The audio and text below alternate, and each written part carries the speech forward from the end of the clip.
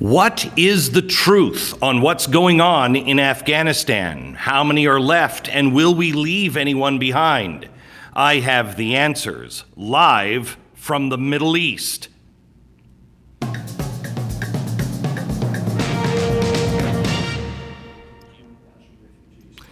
Hello and welcome to the program. I am live in the Middle East. I'm in a country that cannot be named.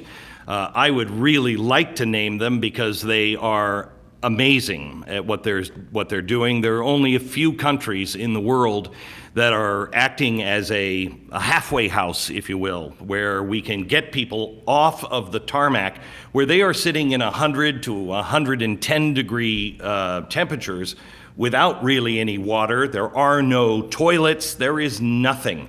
It is an absolute nightmare. And many of these people need medical care the minute they get into a safe country. We have had airplanes met with IV bags for everybody because they are so dramatically dehydrated. There are a few things that I want to update you on here. We just got some information that just came in to me that it looks like we are in a completely different, can you just pull this back up again for me? We're in a completely different scenario than we were even yesterday or this morning when I was on radio. Yesterday at about 10:30, I left the United States. I flew through the night and arrived right before today's radio program, and things have been going at just rapid speed and not in a good way. I just got this notice in. The DOD has taken a lot of Americans and SIVs off of the tarmac just in the last few hours, but they have left behind at-risk women, children, and Christians. Those are the people that we are focused on, but we are now out of options. Just the Nazarene Fund itself has 6 aircraft that we have taken off from Kabul. We have now moved about 21, don't hold me to these numbers because it's traveling so fast, but I think we've moved about 2,100 people. Our goal was to move 3,000 to 5,000. These may be the last 2,000 if things continue to go the way they are. We have another aircraft that was just turned around because the country that I am in, one of only, I think, 3 countries that are taking and being a weighing station, if you will, they're maxed out. All 3 countries, this was the last one, all 3 countries now don't have any more room on their tarmacs. The reason why is because our State Department will not give what are called dip clearances to planes to take them to other countries. It is truly horrifying. I'm going to talk to somebody who is working, he started the Mighty Oaks Foundation. He's a good friend of the program and a good friend of humanity's, quite honestly. His name is Chad Robichaux. He's going to be with us in just a few minutes. Also, we're hoping to hear from Laura Logan, who has some additional information. David Barton is with us. He is one of the board members of the Nazarene Fund. Here is the latest that I received just before I went on the air. Currently, the State Department is getting direct orders from the White House, and they are telling those who are at the gates that if they're on foot, they need to go back and get into a car. This is insanity. The gates now, gunfire is erupting. We just got notice that last night on our way over, I got notice that we were 72 hours away from everything at that airport being closed. Tonight, they say that things have deteriorated so rapidly in the last 12 hours that we may now have less than 24 hours to get people out before we've completely lost control of the airport. There is gunfire and many Americans, people with they say the blue passports. This is a blue passport, and I believe it's beginning to mean absolutely nothing. This passport will get you through a lot of places. This passport is, they still have their military going out and getting people from the gates. This is the English passport, or the British passport, and it has a unicorn on it. Any country that has more credibility and they have a unicorn on their passport, that's a sad thing on this. We are told now that everything is pretty much shut down. Americans are being turned away. The estimates of Americans that are left range from 10,000 to as many as 35,000. Those are people that carry this passport. There will be Americans left behind. You are being lied to by our own government. And that does not include what are called SIVs. SIVs are people that hold a special immigration visa. These are people that have worked with us and are targeted for death. And again, that doesn't mean anything. That's not all that's left. You have others that are targeted for death. For instance, the women who became judges in the last 20 years and sentenced the people to prison that the Taliban just opened up. And of course, all of the women and children and the Christians that are marked for death. The key to getting planes moving is the State Department, but the State Department is the biggest obstacle. I will tell you, I don't say this with any glee, and I have, there are many things that I believe that I shall never say, but I shall never say the things that I do not believe. And this is one of those times when our back is against the wall, we want to make friends with everybody, not enemies. But I have to tell you straight out, the State Department is the biggest obstacle in the Middle East, and it looks like it is being directed by the White House, and we can't figure out why they would make the choices that they're making. They will be responsible for people being taken hostage or dying. Now, we had countries that were willing to take these people from the tarmacs in countries like this and take them to other countries. Well, again, the State Department is blocking those, and I don't know any country. Are we aware of any country that will take them? Because the State Department won't vouch for these people, and again, it is the State Department blocking. In fact, we were talking about where can we move some people to get some clog out of countries like this so we can continue to move people in from Kabul.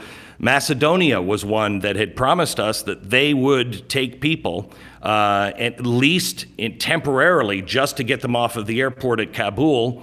We were just told that the U.S. State Department called the ambassador in Macedonia and told the ambassador, quote, "Do not take any of our refugees." Why, one would ask. The good news is we do have about 2,100 people, and believe it or not, that is a huge, huge blessing.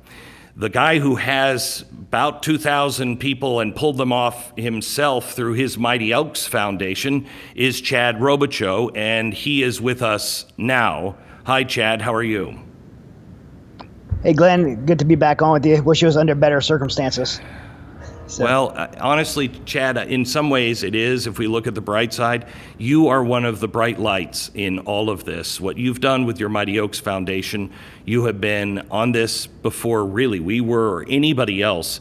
You saw this coming and you have been preparing, and you're under an enormous amount of pressure. We just spoke not about the TV show, we just spoke a few minutes ago, about an hour ago, on the frustrations, and hopefully we'll be able to ease some of those. Tell people what's going on, Chad. Well, first of all, I want to thank the Nazarene Fund, because I can attest, because our groups are just bringing the people in the same place. It's amazing work that you and your team are doing. Got 2,100 out. When you say Mighty Oaks Foundation got 2,000 out, I can't take full credit. We have just an amazing team with us. Save Our Allies Coalition came together with Mighty Oaks, No One Left Behind, the Independence Fund, and some independent former special operations guys that are here on the ground and helping to pull people out in Kabul and here in the host country that you and I are both in. And so we early on had identified one of my interpreters and did 8 deployments to Afghanistan with, and I had personal interest to get him out because I seen this coming down. And as we developed a plan to get him out because the SIV process was failing, we identified that a lot of other people were trying to do the same thing. And it was just a group of special operations guys. We had the relationships. We had the platform to do it. We had the know-how. We developed a relationship with this host government, and we worked with their military and with just some amazing people here, and started a plan to move people out in a period of a few days. We were able to get 2,000 out, working together with the Nazarene Fund. Total, we're looking at 4,100 that we got out total. And unfortunately, that has kind of maxed our capacity in this country. And the frustration I shared with you earlier is only the frustration with our government that has failed the American people and has failed our allies and has made the world a much more dangerous and hostile place today. You are Force Recon for the United States Marine Corps, or used to be, which is, I think I don't mean this as a slam. I mean this as a compliment. I don't know. You military people are so very touchy on things. But you are like a Navy SEAL or Delta Force for the Marine Corps. And do I have that right? Is that kind of accurate? I mean, Force Recon is kind of premier special operations of the Marine Corps. Right. And I was on a JSOC task force with NSW, with the SEALs, and we did my 8 deployments there with SEALs. So, like today, working with a bunch of different other special operations units. Right. And so you've been to a lot of different things. You've seen a lot of things. Have you ever seen anything run this poorly by the United States?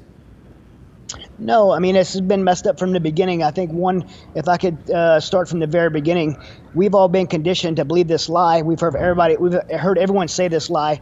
I've said it. I've heard you say it. I've heard President Trump say it. We've conditioned to say this thing that we've been in this war for 20 years and we have to get out. And that's just not, that premise is just something we've just been conditioned to believe. The truth is we haven't been at war with Afghanistan with the Taliban for 2 years.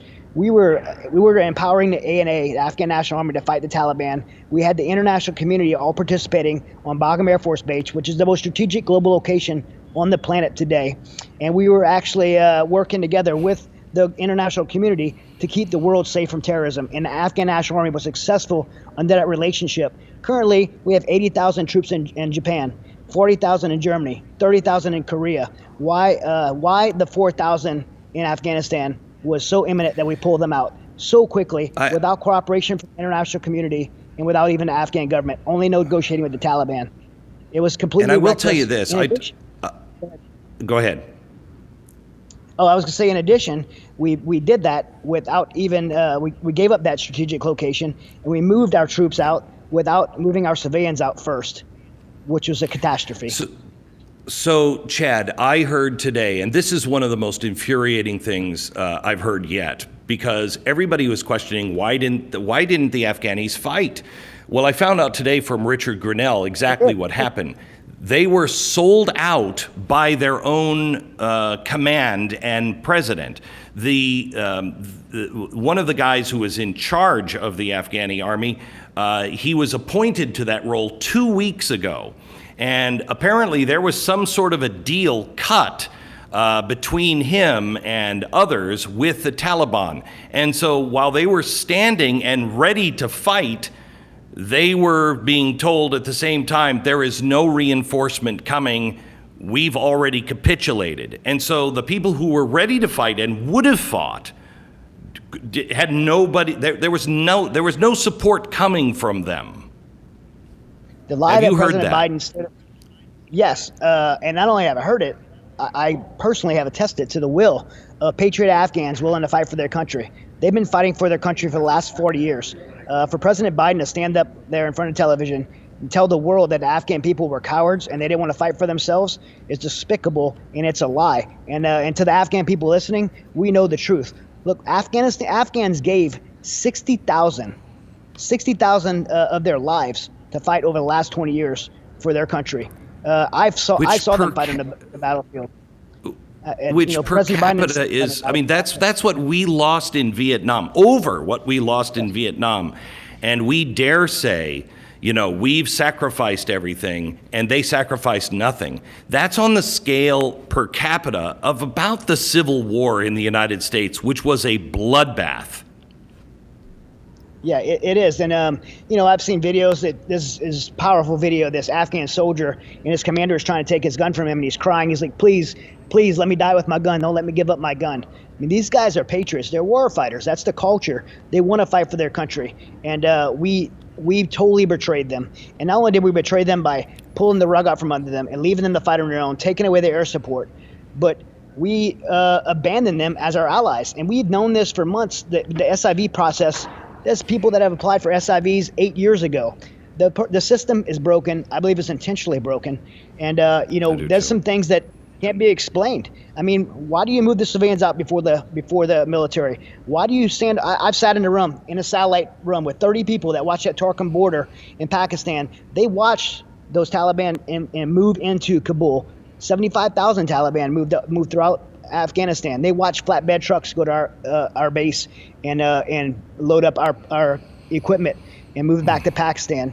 CENTCOM came in and said, we're going to jump the 82nd Airborne in to secure Bagram so we don't give it up. The White House shut it down. Why?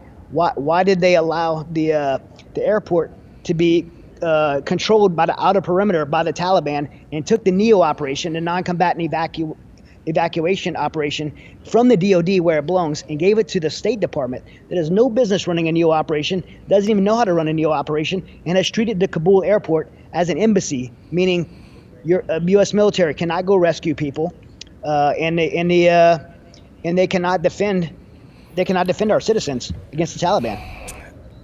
Chad, thank you.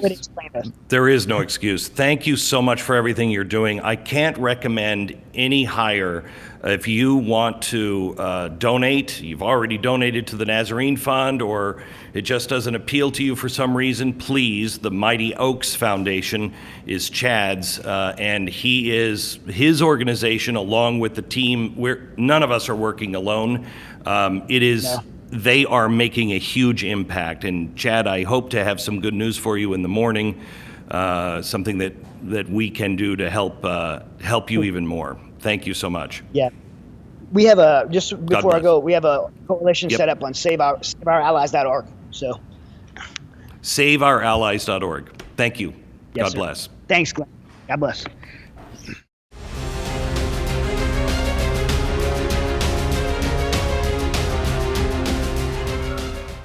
Yes, we're going south of the border because there's a new sheriff in town. Actually, it's a new snack in town. It's called Built Bar. And if you've spent 5 minutes listening, well, you don't even have to listen to me. Look at me. You've got to work to get a body like this. You know what I mean? This just doesn't come around easily. You've got to work on that. You have to start with a sweet tooth. And I grew up in a bakery, and so I have a very big sweet tooth, and I need something sweet every night before I go to bed.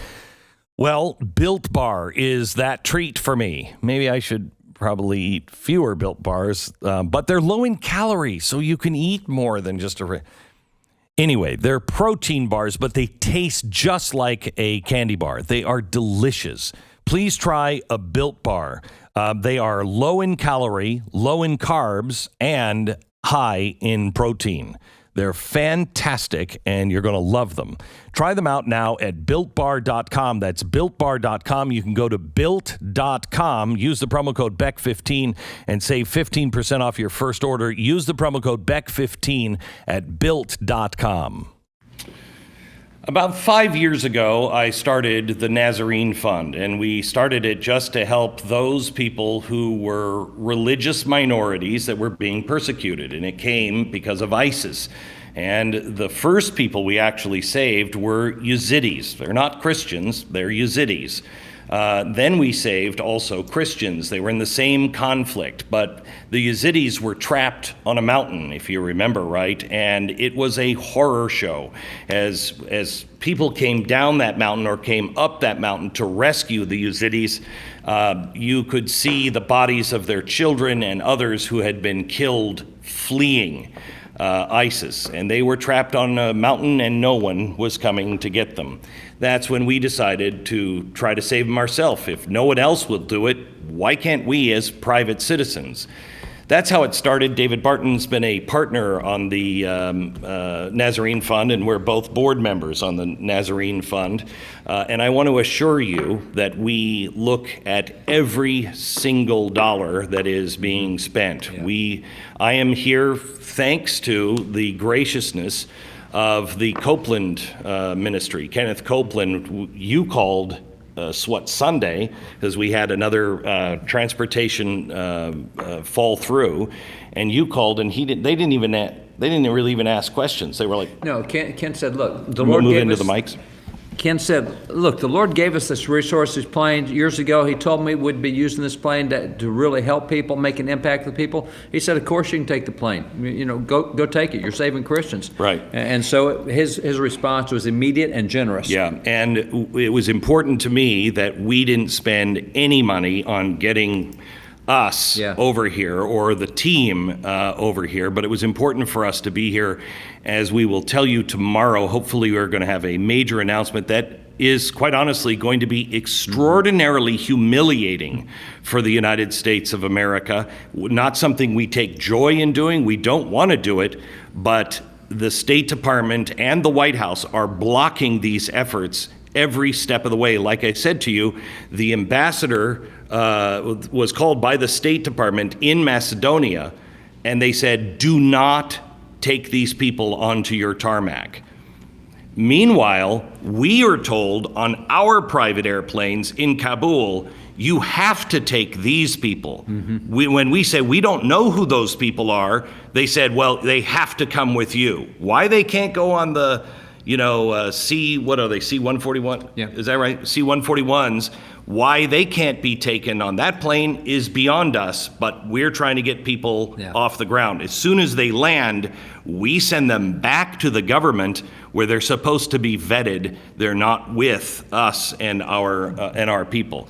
David, can you explain a little bit how we know that the State Department is thwarting this? Yeah, one of the things that I had a real epiphany on today was with the State Department. We were talking to some officials, and they pointed out that really the stuff that's being done here is what the military should do. And it hit me that if you have a kindergarten classroom and the teacher leaves the classroom and stays away from the classroom, what's going to happen inside the classroom? It's going to become chaos. What happened is the Biden administration pulled all the military out before they pulled the civilians out, and the military are the ones that run these kind of neo operations. I mean, they're the ones that get civilians out of war zones to safe places. So they know how to do it. There is no reason that the White House should have pulled the military out of this mix. This is their job. This is what they're good at. That's right. And they left it into the hands of, really, honestly, what has been described to me by several different people from several different countries, clowns in the State Department. They have no idea what they're doing, and that is the most charitable description that I can give them, is that they don't know what they're doing. These are the kindergartners running the classroom, and this is what happens. Everything turns into chaos. There's no adult supervision, and that's what we lack here. Now, quite frankly, we're told by multiple sources that the Nazarene Fund has provided the adult supervision that the State Department didn't provide. We've gotten a lot more done since we've stepped in. And I really want to tell you the miracles of what has happened with the leadership of the Nazarene Fund. But I don't want to say anything because we just keep continuing. But when this is all done, I mean, there's almost a book in this, a book of miracles in what has happened. So, David, as you're seeing this, and you know how many people and what the condition is on the ground, can you see a situation where Americans are not left behind? No, I cannot. I cannot imagine a situation. Depends on which report you have. We're hearing anywhere from 10 to 35,000 Americans outside the fence, outside the wire. We got reports, you've already mentioned them. It looks like the window is closing. Maybe within 24 hours, this thing is going down. 72 hours, the military's gone, and they're not letting anybody else in from the outside. We've been trying all day to get people in out through the wires to the inside. We can't get them in. In fact, the people who are there holding these have been called or texted by the State Department and told to get back out of line. You're risking your life to get into that line. It is extraordinarily dangerous. You have ISIS and you have the Taliban trying to beat people and get them out of that line. If you made it to the front where you're at the gate and you have this, you should be let in. But our State Department now is advising people that you should go back and get your car and go to the gate. It's insanity. It is kindergarten kids trying to run something that needs adults, and they can't do it. They're not good at it. Plus, we have a lot of evidence that there's intentional malfeasance here. I mean, when you call Macedonia and say, don't take the planes, when we have what we have now, we've had planes taking off and having to be turned back. They've been in the air. Imagine you're somebody who sat on that tarmac, you got through that gate, and you're halfway to freedom, and somebody cancels the dip clearance, right? The State Department. And the State Department says, nope, that plane can't land, and you have to turn back and deplane all of those people that were already out of the country. Why would you do that? Yeah. Why? And so there's deliberate malfeasance. Now, some of it's incompetence, some's malfeasance. And by the way, there are some really good folks in the State Department, and they worked really well with our guys on the ground. We've got some great people there. I'll throw the State Department on the bus, but there's some good people there for sure. But the incompetence, malfeasance, it is inexcusable. It really is. David, give me a little bit of the history of why this is happening, why we're over there, and how we should be looking at this. Yeah, we remember 9/11. We're coming up on the anniversary. Remember the Twin Towers. Remember the field in Pennsylvania. Remember the Pentagon, what happened. We have to go solve something. Time out. Back up 22 years before that. 22 years before that, we started having numerous terrorist attacks against Americans, whether it was Akili Laurel, whether it was the Tanzanian embassies, whether it was Tehran, whether it was what happened with the first Trade Center bombing in 1993, whether it was the Berlin nightclub with all the American military that was there, just go through it. Torreon, Spain. We had thousands of Americans whacked across the world in instant after instant. And finally, after 9/11, one of the military guys told me, he said, look, here's the deal. You've got this swamp, and all these mosquitoes keep flying out of the swamp. You're either going to have to learn to live with the mosquitoes, or you're going to have to go in and drain the swamp. Afghanistan was a swamp. We went in, we drained the swamp. We have not had another major terrorist attack on us in 20 years. We stomped the mosquitoes. Except now, instead of keeping a presence here like we did with Germany after World War II, like we did with Japan after World War II, Korea after the Korean War, we're just bailing out. And right now, we know that there are 20 different terrorist organizations that have moved into Afghanistan. And guys that used to hate each other are back in. So you've got the Al-Qaedas, you've got Hamas, you've got all these groups coming in. ISIS.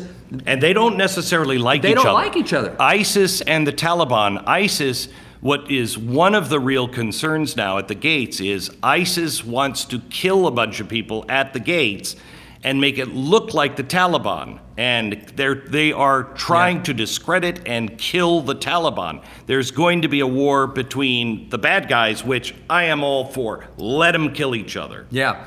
But what we got in the meantime is it looks like we got another swamp with super mosquitoes.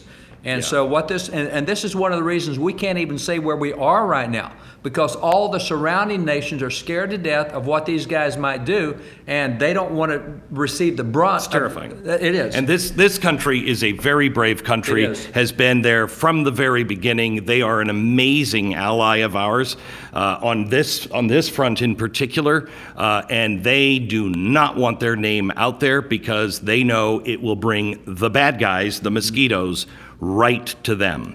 Back with more in a minute.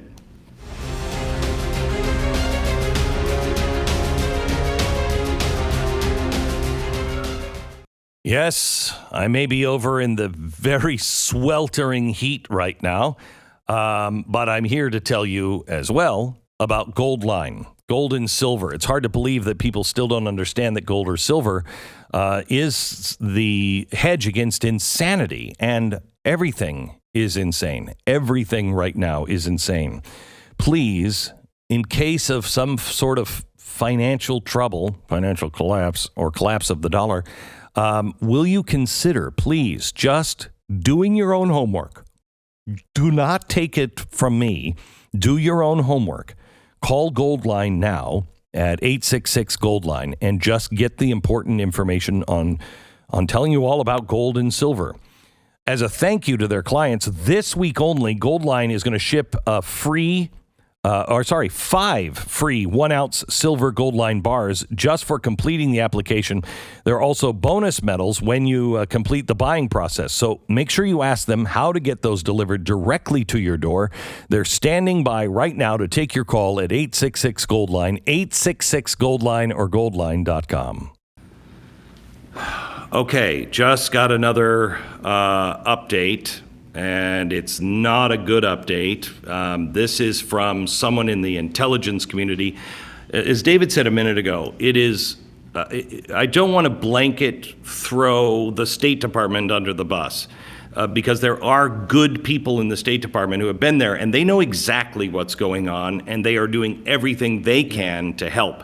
But there is, I believe, and so does someone who is in constant contact with them. Can I throw in? I think the State Department is the part of the swamp with the most alligators in it. It's the deepest part of the swamp there is with the most malicious element in the State Department of all of them. We have, apparently, I have not seen it, but apparently we have the names and situations all recorded that will eventually show that there is malicious intent from a few of these people.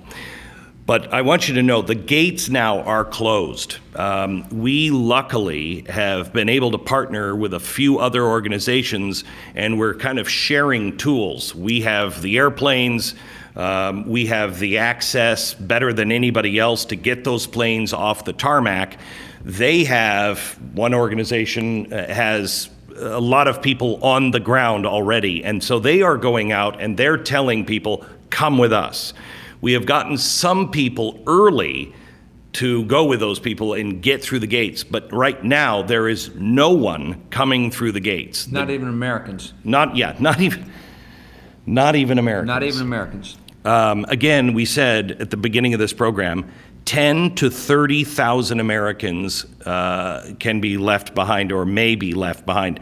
The lowest number, the lowest estimate of what we will leave behind with blue passports, American passports, is about 10,000 people. This is absolutely outrageous, and our government is lying to us. The White House and the State Department are lying to you. I just got this in. They're staging the MC-130J. That's the big helicopter, right? Does anybody know? I think is that the jets? The refueling jets. Yeah, okay, that's right. refueling jets are being staged now at the airport to refuel the Night Stalkers. The Night Stalkers are the ones that went in for Osama bin Laden. These are the best of the best, but they are now positioning refueling tankers on the tarmac because apparently we're done. Overall, the C-17 traffic is way down right now. Hardly any are showing up over the Gulf region. There is a big string of them over Europe headed to and from Ramstein. It looks like this is it. We're not even going to make it. Yeah, they're pulling out. We're not even going to make it to the 31st. They're just done and calling it done. So there are a lot of organizations like the Nazarene Fund that are going to be working for a very long time, trying to get people in and out, but it is not going to be a mass exodus from this point. I know that we have several of the judges that if you've been listening to the radio program, we had several of the judges that are females, and they were the first females, gosh, I think maybe even in the Middle East. Are there female judges that you're aware of? There are some in other places. There are not many, and Yeah. they certainly weren't in Afghanistan where all the mosquitoes were here. Correct. So we had a list of, I think, 200 or 250. 222. 222. And we have, I think, 12 of them out of the country now. The rest are waiting to be rescued, but the Americans are not coming. However, we are, along with some of our other partners that are very, very brave. No matter what anybody tells you in these press conferences, know this: it's not true. It is melting down and the gates are closed. I'm not sure we're going to be there even by tomorrow night. Yeah. It's melting down that fast. Yeah. Go ahead. No, it's pretty unbelievable. We landed yesterday thinking we had till the end of the week. Biden administration said that, and now they're backing it down, and now it looks like it's even quicker than they said. You really wonder if anybody's in charge, because nobody's keeping their word on anything they're saying right now. We are so embarrassed. I've never been embarrassed to be an American, and I've been embarrassed by our presidents before, things like that. But this is an embarrassment. Our word means nothing to the rest of the world. Tomorrow, beginning actually tonight, it's early in the morning here in the country that we're at. Almost said it. Yeah. It's early in the morning. Yeah. Now our job is probably going to change than what we thought we were going to do. We need to unclog the pipe. There are too many people sitting on the tarmacs in these countries. There's only 3 of them that are taking them, and the State Department is doing everything they can to thwart countries, really great allies, and allies that you would not think would take these people just because of COVID alone. You wouldn't take these people. They didn't blink when we called and asked. Now they won't take them, and it's not because of COVID. It's because the State Department will not give them the proper paperwork to open that. Well, we luckily, and I can't say that, we were blessed with a blessing that we were receiving before we even knew we needed it. We happen to be traveling with somebody who has diplomatic status in another country. And he made a phone call, and like that, they said, "Oh my gosh, yes, we'll take them." It's quite an amazing story, and we will tell you that on tomorrow's radio program. We just need some things to fall into place, but we may be traveling around the world even more than we thought. Please pray. Yeah. Pray mainly for the people that are going to be left behind. Pray for those people. Pray for those Americans who now must wonder, did I even matter to my country? Pray to God for those people who think, does God even see us? He does. They don't know that we're on the other side, and we are doing everything we can to get them. But our team, and it's not just our team, it's not just the Nazarene Fund, there are many, many groups that will die trying to get those people. They are not alone. Final thought from you, David, before we move on. If you know of that, encourage them, because if they've been in Afghanistan, they're asking the question, why did I lose my buddies? What did I do? This is the time that you really need to find your neighbors that are vets and encourage them, put your arm around them, let them know how much they meant. And just because we've got a bad administration doesn't mean we've got a bad country. So make sure and encourage those guys. We don't need problems overseas and at home. Encourage vets around you. Okay, David, thank you very much. I'm going to come back and spend a couple of minutes with some details, as much as we can give you, of just how extractions work, how we're going to move forward from here, and what has already been done to go out and grab those people who are in great danger and in hiding. More in just a minute.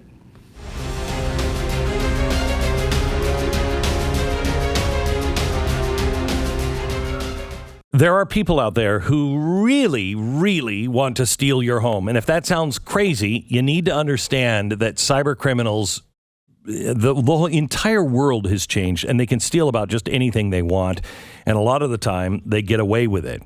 And even if you do catch them, it's especially hard with home title theft. But your life has probably already been destroyed, even if they catch them.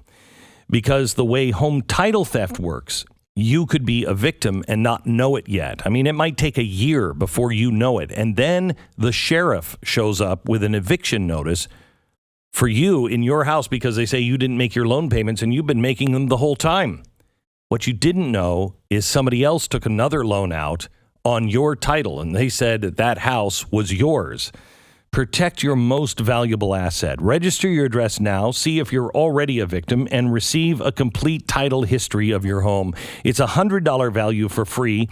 Just go to HometitleLock.com. Do it now. Get this off your plate. Have somebody else worry about it. So, you have enough to do with your day. HometitleLock.com. That's HometitleLock.com. Our chief researcher and one of our writers for BlazeTV and the Glenn Beck program is Jason Buttrill, who is flying with us again and seeing amazing things, and unfortunately by my side again to tell bad news. While we were talking to David Barton, you were just on with some intelligence agencies. Tell me what is happening to the people that are at the gate right now. So what they're seeing right now is the Taliban are not even allowing the people that have the actual documentation to get through the lines to go up to the embassy. So there's about 40,000 people in that line. It's absolute chaos. And it doesn't matter if they have SIV visas. It doesn't matter if they, at this point, I think even if they have green cards or even American passports, what they're seeing is they're not allowing them to go forward. So what they are allowing, there was an escape corridor that the Taliban had set up with the Biden administration to go almost a kilometer all the way down this road to get to the airport. So now, while they're going down that street, they're being redirected now to the Hotel Kabul Sarana. The Hotel Kabul Sarana, you can look it up. It's fairly close to the airport. But they're rerouting them, and they're holding them there in that hotel. Now, what do you think they're setting up? Because a typical military evacuation is something we call a NEO. It's a non-combatant evacuation operation. That's what the Marines and I believe the 81st, 82nd Airborne are doing right now. They're doing that at the airport. Now, this is moving on way beyond anything like a non-combatant evacuation operation, because if they're taking American citizens, if they're taking green card holders, if they're taking SIV holders to this hotel, what do you think they're gearing up for? I don't know. The only thing I can think of, and I said this from the beginning, is that what Biden was building for himself was a gigantic hostage situation. Now, what have you been seeing in the media over the past couple weeks? They've been trying to paint the Taliban as some kind of... The Taliban announced today that they are going to fight global warming. Right. Right. And they're also, according to the media, they're going after a more inclusive government. Why? Oh, because they're listening to the moderates. Where did we hear that before? We heard it from the Obama administration when they were talking about Iran. We all know that was bullcrap. We heard it from the Democrats when Joe Biden was running about him. Right. So now that's what they're setting up with. This is going to be their way out. This is their left turn so that they can say, oh, we're dealing with the moderates now who are held up as hostages in this hotel. We're going to deal with them, not the hardcore Taliban. We're going to deal with the moderates. I guarantee this is what I'm looking for, and this is the worst case scenario now as we're preparing to leave, is that they're going to have all of these American citizens and people that belong to come to the United States in this hotel, and they're going to be held for some kind of ransom. Jason, tell the audience what. Don't get into specifics on anything that you are aware of here, but generally speaking, what is it like to have military or people come in and just kind of pretty much kidnap you to take you to safety, but you're hiding, you don't trust anyone, and members of our team come to get you? Tell me about that. Well, it's a terrifying experience. You're looking at school-age children. That's another thing that I heard from the guys on the ground. They saw up to I think it was around 30 school-age children that are also now part of this group that are heading off to this hotel. And it's a terrifying experience. And it's gone from, like I said, being a non-combat evacuation operation, which in itself is scary. But then you're looking at having some kind of, special operations force go in if the Biden administration has the guts to actually do that once he sees what's about to happen. But you can only imagine what that would look like, and it would be by force, and it would be with children. It would be with, women and children, probably elderly people as well involved, right in the middle of one of the worst combat experiences they can ever imagine. So, do you think that until they want people to know, they were talking just a few hours ago that they are now trying to cut communication and cut all internet lines and everything else? Will we know, do they want everyone to know that they have Americans and they're just going to start killing them? These Christians, is it going to be a showpiece or not? Oh, I think it will be used to extract some kind of benefit from them. I don't personally think they'll start killing people right off. I don't think so, because now they're working on, the Biden administration has been kind of crafting this thing that there's somehow the Taliban is going to exist in the international community. That's been their new thing. I think the Taliban's they're delivering it right up for them on a silver platter. And the Taliban will just play the Iran deal. That's what they'll do. They'll play the way the Iranians played it. And what happened the last time they tried to sell us as there are moderates here that we're going to deal with? They delivered billions of dollars in pallets of cash on a runway. Now, that is what I'm expecting. That's probably what I hope that doesn't happen, but how else are they going to deal with it? The Biden administration has showed no gumption at all to use any kind of force and project American power to protect American citizens. They're going to pay a ransom. Well, at least let's look at the bright side of things. If they pay it in U.S. dollars, it won't be worth much soon, so they won't be able to do anything. It's hard, Jason, to look at, we have about 4,000 people out now, 2,100 people that were on our list. And that's a huge success. But it is really hard to feel like that's a success when you see what's going on. We have about 10 seconds. It's hard to see. It is hard to see this as a success. It's major. It's a huge miracle. There's still a ton of work to go, and we just got to stay vigilant because this government has not. Pray, pray, pray. Pray, and then pray again. Back in a minute. Thank you so much for watching. Thank you for contributing. You could go still to mercury1.org or the Nazarene Fund.org to donate. We will see you tomorrow on the radio with so much more.